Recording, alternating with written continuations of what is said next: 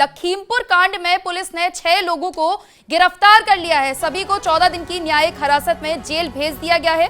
मुख्यमंत्री योगी आदित्यनाथ ने पीड़ित परिवार को 25 लाख रुपए की आर्थिक सहायता, एक पक्का आवास और कृषि भूमि का पट्टा दिए जाने के निर्देश दिए हैं। साथ ही इस मामले पर 1 महीने के भीतर ही दोषियों को सजा दिलाने का आश्वासन भी दिया गया है। इस केस में पुलिस ने 15 घंटे में 6 आरोपियों को गिरफ्तार कर लिया है।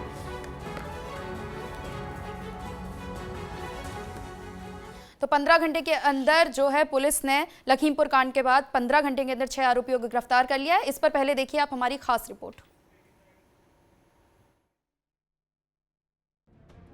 लखीमपुर खीरी में 2 नाबालिग बहनों से गैंगरेप और हत्या के मामले में सभी आरोपी सलाखों के पीछे पहुंच चुके हैं। सभी 6 आरोपियों को एडीजे कोर्ट ने 14 दिन की न्यायिक हिरासत में लखीमपुर जिला जेल भेज दिया है। इस बीच गुरुवार देर शाम दोनों बहनों का अंतिम संस्कार कर दिया गया। जिला प्रशासन और पीड़ित परिवार के बीच हुई बातचीत के बाद अंतिम संस्कार पर सहमति बनी। इससे पहले पीड़ित परिवार आरोपियों को फांसी दिए जाने और 1 करोड़ के मुआवजे की मांग पर अड़ा था। इस बीच सीएम योगी ने लखीमपुर खीरी हत्याकांड पर बड़ा ऐलान किया है। ऐलान के मुताबिक इस मामले की फास्ट ट्रैक कोर्ट में सुनवाई होगी।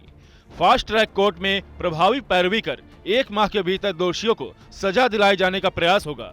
पीड़ित परिवार को 25 लाख रुपए की आर्थिक सहायता दी जाएगी। एक पक्का आवास देने और कृषि भूमि का पट्टा दिए जाने के निर्देश भी दिए गए हैं। इससे पहले जघन्य हत्याकांड के बाद हुए हंगामे और धरना प्रदर्शन के बाद आरोपियों जुनैद, सुहेल, हफीजुल रहमान, करीमुद्दीन, आरिफ और मंजिलका को गिरफ्तार कर लिया गया है।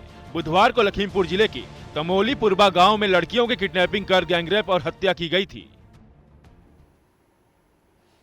देखिए जो तस्वीर आप देख रहे थे, ये पुलिस में मुठभेड़ के दौरान इस आरोपी को गोली लग गई थी। जुनैद इसका नाम था और गोली लगने के बाद पुलिस ने जो एनकाउंटर किया था, गोली लगने के बाद इन सभी 6 आरोपियों को गिरफ्तार कर लिया गया है।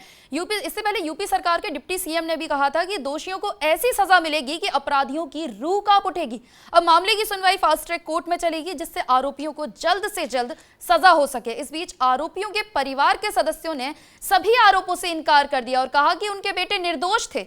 एक मीडिया रिपोर्ट्स के मुताबिक आरोपियों के परिवार ने कहा कि अगर बेटे दोषी होते तो घटना के बाद फरार हो जाते, ना ही अपने घर पर आकर सो रहे होते। 4 आरोपियों के परिवार के सदस्यों ने दावा किया है कि उनके सभी बेटे एक साथ राशन खरीदने के लिए घर से निकले थे। उन्होंने बताया कि उनके बेटे दोपहर 1 से 4 बजे के बीच बाहर निकले थे।